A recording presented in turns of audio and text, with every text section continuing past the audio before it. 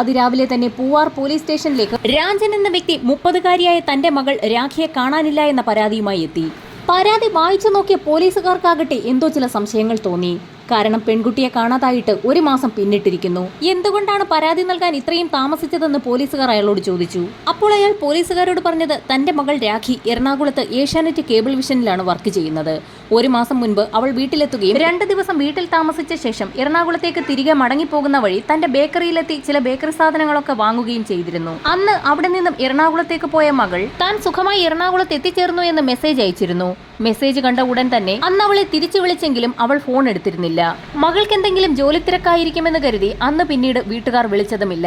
അതിനുശേഷം 2 ദിവസം കഴിഞ്ഞപ്പോൾ വീണ്ടും മകളുടെ മെസ്സേജുകൾ വന്നെങ്കിലും പതിവ് പോലെ തന്നെ തിരിച്ചു വിളിച്ചപ്പോൾ അവൾ ഫോൺ എടുത്തില്ല. വീട്ടിൽ നിന്ന് ഫോൺ വിളിക്കുമ്പോൾ എടുക്കാൻ പറ്റാത്ത സാഹചര്യമുണ്ടായാൽ പിന്നീട് മകൾ തിരിച്ചു വിളിക്കുന്ന പതിവാണുള്ളത്. എന്നാൽ എന്തുകൊണ്ടാണ് മകൾ തിരികെ വിളിക്കാത്തതെന്ന് വീട്ടുകാർക്ക് സംശയമുണ്ടായി. എന്നാൽ മകളുടെ മെസ്സേജുകൾ ബന്ധുക്കൾക്ക് പതിവായി ലഭിക്കുന്നുണ്ടായിരുന്നു. അങ്ങനെയിരിക്കെ ഒരു ദിവസം രാഖിയുടെ വിവാഹം കൊല്ലത്തുള്ള സുധീഷുമായി കഴിഞ്ഞു എന്നൊരു മെസ്സേജ് കിട്ടി. വീട്ടിലറിയിക്കാതെ വിവാഹം കഴിച്ചതുകൊണ്ടാകാം അവൾ ഫോൺ എടുക്കാത്തതെന്നാണ് ആദ്യം കരുതിയത്. വിവാഹം കഴിഞ്ഞു എന്നുള്ള മെസ്സേജ് ലഭിച്ചതിന് ശേഷവും തുടരെ രാഖിയെ വിളിച്ചെങ്കിലും അവൾ ഫോൺ എടുക്കാതായതോടുകൂടി എറണാകുളത്തെത്തി മകൾ ജോലി ചെയ്യുന്ന ഏഷ്യാനെറ്റ് കേബിൾ വിഷനിൽ തിരക്കാൻ വീട്ടുകാർ തീരുമാനിച്ചു. അങ്ങനെ രാഖിയുടെ അച്ഛൻ എറണാകുളത്തെത്തി അന്വേഷിച്ചപ്പോൾ 1 മാസം മുൻപ് നാട്ടിലേക്ക് അവധിയെടുത്തു പോയ രാഖി ഇതുവരെയും തിരിച്ചു വന്നില്ല എന്നുള്ള വിവരമാണ് ലഭിച്ചത്. ഇതേ തുടർന്നാണ് തങ്ങളുടെ മകളെ കാണാനില്ല എന്നുള്ള പരാതിയുമായി രാജൻ പൂവാർ പോലീസ് സ്റ്റേഷനിലെത്തിയത്. അങ്ങനെ പൂവാർ പോലീസ് സ്റ്റേഷനിൽ ഒരു മാൻ മിസ്സിംഗ് കേസ് രജിസ്റ്റർ ചെയ്യുകയും പോലീസ് സംഘം അന്വേഷണം ആരംഭിക്കുകയും ചെയ്തു. ആദ്യഘട്ടത്തിൽ രാഖിയുടെ മൊബൈൽ നമ്പർ കേന്ദ്രീകരിച്ച് ഒരു അന്വേഷണം നടത്താൻ പോലീസ് തീരുമാനിച്ചു. രാഖിയുടെ മൊബൈൽ നമ്പറിലേക്ക് വിളിച്ചു നോക്കിയപ്പോൾ അത് സ്വിച്ച് ഓഫ് ആയിരുന്നു. മൊബൈൽ നമ്പർ കേന്ദ്രീകരിച്ച് കൂടുതൽ വിവരങ്ങൾ ശേഖരിക്കുന്നതിന്റെ ഭാഗമായി രാഖിയുടെ മൊബൈൽ നമ്പർ സൈബർ സെല്ലിന് കൈമാറി. അങ്ങനെ ഏതാനും ദിവസങ്ങൾക്ക് ശേഷം സൈബർ സെല്ലിൽ നിന്നും പൂവാർ പോലീസ് സ്റ്റേഷനിലേക്ക് ഒരു ഫോൺ കോൾ എത്തി. രാഖിയുടെ മൊബൈലുമായി ബന്ധപ്പെട്ട് ചില വിവരങ്ങൾ ലഭിച്ചിരിക്കുകയാണ്. രാഖിയുടെ മൊബൈൽ നമ്പർ കഴിഞ്ഞ 1 മാസമായി ആക്റ്റീവാണ്. തിരുവനന്തപുരം നെയ്യാറ്റിൻകരയിൽ നിന്നും എറണാകുളത്തേക്കാണ് രാഖി ആദ്യം പോയിരിക്കുന്നത്. അവിടെ നിന്നും ഗുരുവായൂർ ഭാഗത്തേക്ക് പോയതായി മൊബൈൽ ടവർ കേന്ദ്രീകരിച്ചുള്ള അന്വേഷണത്തിൽ വ്യക്തമായി. ഇതോടൊപ്പം തന്നെ വളരെ നിർണായകമായ ഒരു വിവരം കൂടി സൈബർ സെല്ലിന്റെ ഭാഗത്തു നിന്നും പോലീസിന് ലഭിച്ചു. കഴിഞ്ഞ 1 മാസം നിരവധി കോളുകളാണ് രാഖിയുടെ മൊബൈൽ നമ്പറിലേക്ക് വന്നിരിക്കുന്നത്. എന്നാൽ അതിൽ ഒരു കോൾ പോലും രാഖി അറ്റൻഡ് ചെയ്തിട്ടില്ല. എന്നാൽ രാഖിയുടെ ഫോണിലേക്ക് വന്ന നിരവധി കോളുകളിൽ ഏതാനും ചില നമ്പറുകളിലേക്ക് രാഖി തിരിച്ചു വിളിച്ചിട്ടുണ്ട്. എന്നാൽ ആ കോളുകളൊക്കെ അറ്റൻഡ് ചെയ്യുന്നതിന് മുൻപ് തന്നെ കട്ടാക്കിയിരിക്കുകയാണ്. എന്നാൽ രാഖിയുടെ ഫോണിൽ നിന്നും വീട്ടുകാർക്കും ബന്ധുക്കൾക്കും മെസ്സേജുകളൊക്കെ വന്നിട്ടുണ്ട്. രാഖി യാത്ര ചെയ്തിരിക്കുന്ന വിവിധ മേഖലകളിലെ ടവർ ലൊക്കേഷനുകളിൽ നിന്നാണ് മെസ്സേജുകൾ വന്നിട്ടുള്ളത്. ഇതോടൊപ്പം തന്നെ ഒരു സുപ്രധാന വിവരം കൂടി സൈബർ സെല്ലിന്റെ ഭാഗത്തു നിന്നും ലഭിച്ചു. ഏറ്റവും ഒടുവിലായി രാഖിയുടെ മൊബൈൽ നമ്പറിൽ നിന്ന് ലഭിച്ചിട്ടുള്ള മെസ്സേജുകളൊക്കെ തന്നെ മറ്റൊരു ഫോണിൽ നിന്നാണ് അയച്ചിട്ടുള്ളത്. അതായത് രാഖിയെ കാണാതാകുന്ന സമയത്ത് അവളുടെ കൈവശമുണ്ടായ മൊബൈലിൽ നിന്നും രാഖിയുടെ നമ്പറുള്ള സിം മറ്റൊരു ഫോണിലേക്ക് മാറ്റിയിട്ട് അതിൽ നിന്നാണ് മെസ്സേജുകൾ വന്നിരിക്കുന്നത്. പോലീസിന് ആകെ കൺഫ്യൂഷനായി. തിരുവനന്തപുരം നെയ്യാറ്റിൻകരയിൽ നിന്നും എറണാകുളത്തെ തന്റെ ജോലി സ്ഥലത്തേക്ക് പോയ രാഖി എന്തിന് മൊബൈൽ ഫോൺ മാറ്റണം? അത്തരത്തിൽ മാറ്റുകയാണെങ്കിൽ ആ വിവരം എന്തുകൊണ്ട് വീട്ടിൽ വിളിച്ചറിയിച്ചില്ല?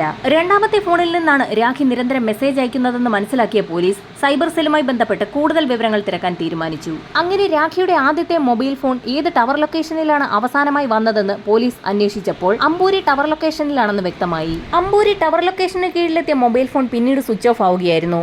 എന്നാൽ സ്വിച്ച് ഓഫ് ആകുന്നതിന് തൊട്ടു മുൻപായി ആ ഫോണിൽ നിന്നും ആരോട് രാഖി സംസാരിച്ചിട്ടുണ്ടെന്നുള്ള ഒരു നിർണായക വിവരം കൂടി പോലീസിന് ലഭിച്ചു. അവസാനമായി രാഖിയുടെ ഫോണിൽ നിന്നും സംസാരിച്ചിരിക്കുന്നത് അഖിൽ എന്ന വ്യക്തിയോടാണ്. അങ്ങനെ അഖിലിന്റെ ഫോൺ നമ്പറും പോലീസിന് ലഭിച്ചു. അമ്പൂരി ടവർ ലൊക്കേഷനിലെത്തിയപ്പോഴാണ് രാഖി ഉപയോഗിച്ചുകൊണ്ടിരുന്ന ഫോൺ സ്വിച്ച് ഓഫ് ആയത്. അതൊരു പക്ഷേ കേടായതാണെങ്കിൽ അമ്പൂരിയിലോ പരിസര പ്രദേശങ്ങളിലോ ഉള്ള ഏതെങ്കിലും മൊബൈൽ ഷോപ്പിൽ നിന്നും പുതിയൊരു ഫോൺ രാഖി വാങ്ങിച്ചേക്കാമെന്ന് പോലീസ് കരുതി.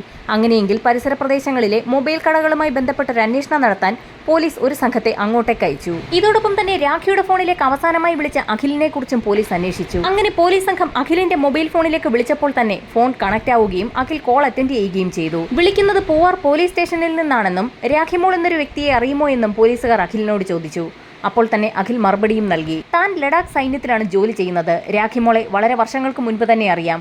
വല്ലപ്പോഴുമൊക്കെ നാട്ടിൽ വരുമ്പോൾ കാണാറുണ്ട്. ഇത്തവണയും നാട്ടിൽ വന്നപ്പോൾ രാഖി നാട്ടിലുണ്ടോ എന്നറിയുന്നതിനാണ് അവളെ വിളിച്ചതെന്ന് വ്യക്തമാക്കി. രാഖിയെ എന്നാണ് അഖിൽ വിളിച്ചതെന്ന് പോലീസ് ചോദിച്ചപ്പോൾ 1 മാസം മുൻപാണ് അവളെ വിളിച്ചതെന്നും എന്നാൽ അവൾ നാട്ടിലില്ല, എറണാകുളത്തെ ജോലി സ്ഥലത്തേക്ക് പോവുകയാണെന്ന് പറഞ്ഞതുകൊണ്ട് രാഖിയെ പിന്നീട് കണ്ടിട്ടേയില്ല എന്ന് അഖിൽ പോലീസിനോട് പറഞ്ഞു. അത് മാത്രമല്ല താൻ വീട് പണിയുടെ തിരക്കിലായതിനാൽ പിന്നീട് അവളെ കോൺടാക്ട് ചെയ്യാൻ കഴിഞ്ഞില്ല എന്നും അവൻ പോലീസിനോട് പറഞ്ഞു. ഇത്രയും പറഞ്ഞു നിർത്തിയപ്പോൾ അഖിൽ ഇപ്പോൾ എവിടെയാണുള്ളതെന്ന് പോലീസ് അന്വേഷിച്ചു. താൻ ലഡാക്ക് സൈന്യത്തിലാണ് ഉള്ളതെന്നും അവൻ വ്യക്തമാക്കി. അഖിൽ ഇത്രയൊക്കെ പറഞ്ഞെങ്കിലും അഖിലിന്റെ വീട്ടിലും പരിസരത്തും ഒരു അന്വേഷണം നടത്താൻ പോലീസ് തീരുമാനിച്ചു. അങ്ങനെ അഖിലിന്റെ അമ്പൂരിയിലെ വീട്ടിലേക്ക് പോലീസ് എത്തുകയും വിവരങ്ങൾ തിരക്കുകയും ചെയ്തു. എന്നാൽ അഖിൽ പറഞ്ഞ കാര്യങ്ങളൊക്കെ ശരിവെക്കുന്ന രീതിയിലായിരുന്നു വീട്ടുകാരുടെയും സംസാരം. രാഖിമോളെ കുറിച്ച് അഖിലിന്റെ വീട്ടിലും പരിസരത്തുള്ളവരോടും തിരക്കിയെങ്കിലും യാതൊരു വിവരവും ലഭിച്ചില്ല. തുടർന്ന് പോലീസ് സംഘം മൂന്നായി തിരിഞ്ഞ് സമഗ്രമായ ഒരു അന്വേഷണം ആരംഭിച്ചു. ഒരു സംഘം പോലീസുകാർ രാഖിയുടെ പുതിയ മൊബൈൽ നമ്പറിന്റെ IMEI നമ്പർ വെച്ച് കാട്ടാക്കടയിലും അമ്പൂരിലുമുള്ള മൊബൈൽ കടകൾ കയറിയിറങ്ങി പരിശോധിച്ചു. ഒരു സംഘം പോലീസുകാർ അമ്പൂരിലും പരിസര പ്രദേശങ്ങളിലുമുള്ള CCTV ദൃശ്യങ്ങൾ ശേഖരിച്ചു തുടങ്ങി. ഇതേസമയം തന്നെ മറ്റൊരു പോലീസ് സംഘം രാഖിയുടെ വീട്ടിലെത്തി രാഖിയുടെ കാമുകനായ സുധീഷിനെ കുറിച്ച് അന്വേഷിച്ചെങ്കിലും പരിസരത്ത് നിന്നോ വീട്ടിൽ നിന്നോ അങ്ങനെയൊരു വ്യക്തിയുമായി രാഖിക്ക് അടുപ്പമുള്ളതായി പറഞ്ഞു കേട്ടിട്ടില്ല എന്നുള്ള വിവരമാണ് ലഭിച്ചത്. ഈ സമയത്താണ് അഖിൽ എന്ന വ്യക്തിയെക്കുറിച്ച് രാഖി എപ്പോഴെങ്കിലും പറഞ്ഞിട്ടുണ്ടോ എന്ന് പോലീസ് അന്വേഷിച്ചത്. രാഖിക്കൊരു പയ്യനുമായി അടുപ്പമുണ്ടായിരുന്നു, എന്നാൽ അയാളുടെ പേര് സുധീഷ് എന്നല്ലായിരുന്നു എന്നാണ് പരിസരവാസികൾ പറഞ്ഞത്. അഖിൽ എന്ന പേര് അവൾ പറഞ്ഞു കേട്ടിട്ടുള്ളതായും ചിലർ മൊഴി നൽകി. ഈ സമയത്താണ് കാട്ടാക്കട മേഖലയിൽ മൊബൈൽ ഫോൺ കേന്ദ്രീകരിച്ച് അന്വേഷണം നടത്തുന്ന പോലീസ് സംഘത്തിന് ഒരു നിർണായക വിവരം ലഭിച്ചത്. നിലവിൽ രാഖിയുടെ മെസ്സേജുകൾ വന്നുകൊണ്ടിരിക്കുന്ന മൊബൈൽ ഫോൺ കാട്ടാക്കടയിലെ ഒരു കടയിൽ നിന്നും വാങ്ങിയതാണ്.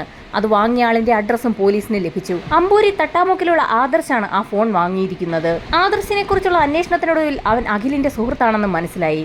ഇതോടുകൂടി മറ്റൊരു വിവരവും പോലീസിന് ലഭിച്ചു. അഖിലിന്റെ ജ്യേഷ്ഠൻ രാഹുൽ മിസ്സിംഗ് ആണ്. ഒരുപക്ഷെ പട്ടാളക്കാരനായ അഖിലിനെ തിരക്കി അവരുടെ വീട്ടിലെത്തിയത് കൊണ്ടാവുമോ രാഹുൽ മിസ്സായതെന്ന് പോലീസിന് സംശയം തോന്നി. രാഹുൽ, അഖിൽ, ആദർശ്, രാഖിമോൾ ഇവർ തമ്മിൽ എന്തോ ചില കണക്ഷൻ ഉണ്ടെന്ന് പോലീസിന് വ്യക്തമായി. ഇതോടുകൂടി ആദ്യം തന്നെ കാട്ടാക്കടയിൽ നിന്ന് മൊബൈൽ ഫോൺ വാങ്ങിയ ആദർശിനെ ചോദ്യം ചെയ്യാൻ പോലീസുകാർ തീരുമാനിച്ചു. എന്നാൽ ആദർശിന്റെ വീട്ടിലെത്തിയ പോലീസുകാർ കണ്ടത് ഒരു സർജറിക്ക് ശേഷം വിശ്രമത്തിൽ കഴിയുന്ന ആദർശിനെയാണ്. ആദർശിനോട് പോലീസ് പതുക്കെ കാര്യങ്ങൾ ഓരോന്നായി ചോദിച്ചു തുടങ്ങി. കാട്ടാക്കടയിൽ നിന്നും വാങ്ങിച്ച മൊബൈൽ ഫോൺ എന്ത് ചെയ്തു എന്നായിരുന്നു ആദ്യത്തെ ചോദ്യം. ഇത് കേട്ട ഉടൻ തന്നെ ആദർശ് ആദ്യം നിഷേധിച്ചു. പിന്നീട് കാട്ടാക്കടയിൽ നിന്നും മൊബൈൽ ഫോൺ വാങ്ങി വീട്ടിലെത്തി നോക്കിയപ്പോൾ ആ ഫോൺ കാണാനില്ല എന്നും അതെങ്ങനെയോ തന്റെ കയ്യിൽ നിന്നും മിസ്സായി പോയെന്നും അവൻ പോലീസിനോട് പറഞ്ഞു. ചില വിവരങ്ങളൊക്കെ ചോദിച്ചറിയുന്നതിന് വേണ്ടി ആദർശ് തങ്ങൾക്കൊപ്പം പൂവാർ സ്റ്റേഷനിലേക്കൊന്ന് വരണമെന്ന് പോലീസുകാർ ആവശ്യപ്പെടുകയും ആദർശിനെ പോലീസ് ജീപ്പിൽ പൂവാർ സ്റ്റേഷനിലേക്ക് എത്തിക്കുകയും ചെയ്തു. ആദ്യഘട്ടത്തിൽ ധൈര്യം സംഭരിച്ചിരുന്ന ആദർശ് പോലീസിന്റെ ചോദ്യം ചെയ്യൽ ആരംഭിച്ചതോടുകൂടി പതറി തുടങ്ങി. പോലീസുകാർക്ക് മുൻപിൽ പിടിച്ചു നിൽക്കാനാവാതെ ആദർശ് ചില കാര്യങ്ങളൊക്കെ പറഞ്ഞു തുടങ്ങി. അഖിലും രാഖിമോളും തമ്മിൽ പരിചയത്തിലായിരുന്നു. ലഡാക്കിൽ സൈനികനായിരുന്ന അഖിലിന്റെ മൊബൈലിലേക്ക് ഒരു മിസ്ഡ് കോൾ വന്നതായിരുന്നു എല്ലാത്തിന്റെയും തുടക്കം. അങ്ങനെ അവർ പരസ്പരം പരിചയപ്പെടുകയും അടുപ്പത്തിലാവുകയും ചെയ്തു. 5 വർഷത്തെ പ്രണയത്തിനൊടുവിൽ രാഖിയുടെ നിർബന്ധപ്രകാരം എറണാകുളത്തുള്ള ഒരു ക്ഷേത്രത്തിൽ വെച്ച് അഖിൽ രാഖിമോളുടെ കഴുത്തിൽ താലി ചാർത്തുകയും പിന്നീട് അങ്ങോട്ട് അവർ ഭാര്യ ഭർത്താക്കന്മാരെ പോലെ കഴിഞ്ഞു വരികയും ചെയ്തു. രാഖിയുടെയും അഖിലിന്റെയും രഹസ്യ വിവാഹം കഴിഞ്ഞ വിവരം ഇരു വീട്ടുകാർക്കും അറിയുകയില്ലായിരുന്നു. അങ്ങനെ ഏതാനും നാളുകൾക്ക് ശേഷം അഖിലിന് അന്തിയൂർക്കോണത്തുള്ള ഒരു പെൺകുട്ടിയുമായി അടുപ്പമുണ്ടായി. അക്കാര്യം അഖിലിന്റെ വീട്ടുകാർ അറിയുകയും വീട്ടുകാർ തമ്മിൽ കൂടിയാലോചിച്ച് അഖിലിന്റെ വിവാഹ നിശ്ചയം അന്തിയൂർക്കോണത്തെ പെൺകുട്ടിയുമായി നടത്തുകയും ചെയ്തു. ശേഷം വിവാഹ നിശ്ചയത്തിന്റെ ഫോട്ടോസ് അഖിൽ തന്നെ തന്റെ ഫേസ്ബുക്കിൽ അപ്ലോഡ് ചെയ്തു. ഈ ഫോട്ടോസ് കണ്ട രാഖി ആകെ തകർന്നു. വിവരം ഉടൻ തന്നെ അഖിലിനെ വിളിച്ച് ചോദിക്കുകയും താൻ ഭാര്യയായി ഉള്ളപ്പോൾ മറ്റൊരു വിവാഹത്തിന് സമ്മതിക്കുകയില്ല എന്നും അവൾ അഖിലിനെ അറിയിച്ചു. എന്നാൽ അഖിൽ അപ്പോൾ അവളോട് പറഞ്ഞ മറുപടി തീർത്തും ഞെട്ടിക്കുന്നതായിരുന്നു. അഖിലിന് പ്രായം 24 വയസ്സാണ്. രാഖിക്കാകട്ടെ 30. അഖിൽ ഒരു ഹിന്ദു യുവാവാണ്, രാഖി ഒരു ക്രിസ്ത്യൻ യുവതിയും. അതുകൊണ്ട് തന്നെ അവരുടെ വിവാഹത്തിന് അഖിലിന്റെ വീട്ടുകാർ സമ്മതിക്കുകയില്ല എന്ന് അവൻ പറഞ്ഞു. അങ്ങനെ അഖിലും രാഖിയും തമ്മിൽ നിരന്തരം വഴക്കുണ്ടാവുകയും രാഖി ഫോൺ വിളിച്ചാൽ പോലും അഖിൽ എടുക്കാതെയാവുകയും ചെയ്തു. അഖിൽ തന്നെ ഒഴിവാക്കുകയാണെന്ന് മനസ്സിലാക്കിയ രാഖി അഖിലുമായി നിശ്ചയം കഴിഞ്ഞ അന്തിയൂർക്കോണത്തെ പെൺകുട്ടിയുടെ വീട്ടിലെത്തി അഖിലും താനും തമ്മിൽ അടുപ്പത്തിലാണെന്നും വിവാഹിതരാണെന്നും ഫോട്ടോ സഹിതം തെളിവ് നിരത്തി അവർക്ക് കാണിച്ചു കൊടുത്തു. ഇതോടുകൂടി അഖിലുമായുള്ള വിവാഹത്തിൽ നിന്നും അന്തിയൂർക്കോണത്തെ വീട്ടുകാർ പിന്മാറി. അന്തിയൂർക്കോണത്തെ പെൺകുട്ടിയെ വിവാഹം കഴിച്ച് താൻ പുതിയതായി നിർമ്മിക്കുന്ന വീട്ടിൽ കഴിയണമെന്ന് ആഗ്രഹിച്ചിരുന്ന അഖിലിന് ഇതോടുകൂടി വാശിയായി. വിവാഹശേഷം താമസിക്കുന്നതിനായി അഖിൽ നിർമ്മിച്ചുകൊണ്ടിരിക്കുന്ന പുതിയ വീടിന്റെ സിറ്റൌട്ടിൽ അഖിലും ആദർശും രാഹുലും ഒത്തുകൂടി. അവർ രാഖിയെ ഇല്ലാതാക്കാൻ തന്നെ തീരുമാനിച്ചു. അവരുടെ പ്ലാനിങ്ങിന്റെ ഭാഗമായി അഖിൽ രാഖിയെ ഫോണിൽ ബന്ധപ്പെടുകയും താൻ പുതിയതായി നിർമ്മിച്ചു നൽകുന്ന വീട് കാണാൻ ക്ഷണിക്കുകയും ചെയ്തു. വീട്ടിൽ നിന്നും അന്ന് എറണാകുളത്തെ ജോലിസ്ഥലത്തേക്ക് പോകാൻ ഇറങ്ങിയ രാഖിയെ ഹൈവേയിൽ കാറുമായി അഖിൽ കാത്തിരിക്കുന്നുണ്ടായിരുന്നു. കാറിന്റെ അടുത്തേക്ക് നടന്നെത്തിയ രാഖി കാണുന്നത് ഡ്രൈവർ സീറ്റിലിരിക്കുന്ന അഖിലിന്റെ ജ്യേഷ്ഠൻ രാഹുലിനെയാണ്. അഖിൽ എവിടെയെന്ന് അന്വേഷിച്ചപ്പോൾ അവൻ പോകുന്ന വഴിയിൽ കാറിൽ കയറിക്കൊള്ളുമെന്ന് പറഞ്ഞു. ഇത് കേട്ട ഉടൻ തന്നെ രാഖി കാറിനുള്ളിലേക്ക് കയറി. രാഹുൽ പറഞ്ഞതുപോലെ തന്നെ അഖിൽ വഴിയിൽ കാത്തു നിൽക്കുന്നുണ്ടായിരുന്നു. കുറെ ദൂരം പിന്നിട്ടപ്പോൾ അഖിലും വഴിയിൽ നിന്ന് കാറിൽ കയറി. അഖിൽ പുതിയതായി വെക്കുന്ന വീട്ടിലേക്കാണ് അവരുടെ യാത്ര. യാത്രാമധ്യേ അഖിലിന്റെ ജ്യേഷ്ഠൻ രാഹുൽ അഖിലുമായുള്ള ബന്ധത്തിൽ നിന്നും രാഖി ഒഴിഞ്ഞു മാറണമെന്നാവശ്യപ്പെട്ടു. ഇരുവരും തമ്മിലുള്ള പ്രായവ്യത്യാസവും മതവും ഒന്നും വീട്ടുകാർ അംഗീകരിക്കുകയില്ല എന്ന് അവൻ പറഞ്ഞെങ്കിലും ഇതൊക്കെ അറിഞ്ഞുകൊണ്ട് തന്നെയാണ് അഖിൽ തന്നെ ഇഷ്ടപ്പെട്ടതെന്നും ഇനിയും ഇതിൽ നിന്ന് പിന്മാറാൻ താൻ സമ്മതിക്കുകയില്ല എന്നും അവൾ പറഞ്ഞു. അങ്ങനെ കാറിനകത്ത് വെച്ച് നടക്കുന്ന തർക്കങ്ങൾക്കിടയിൽ അഖിൽ രാഖിയുടെ കഴുത്തിൽ പിടിമുറുക്കുകയും കഴുത്ത് ഞെരിക്കുകയും ചെയ്തു. അപ്പോഴേക്കും ഇരുട്ട് വ്യാപിച്ചിരുന്നു. രാഖിയുടെ നിലവിളി ശബ്ദം പുറത്തു കേൾക്കാതിരിക്കുന്നതിനായി രാഹുൽ കാറിന്റെ ആക്സിലേറ്ററിൽ കാലമർത്തി ശബ്ദമുണ്ടാക്കിക്കൊണ്ടേയിരുന്നു. അങ്ങനെ രാഖി നിശ്ചലയായി.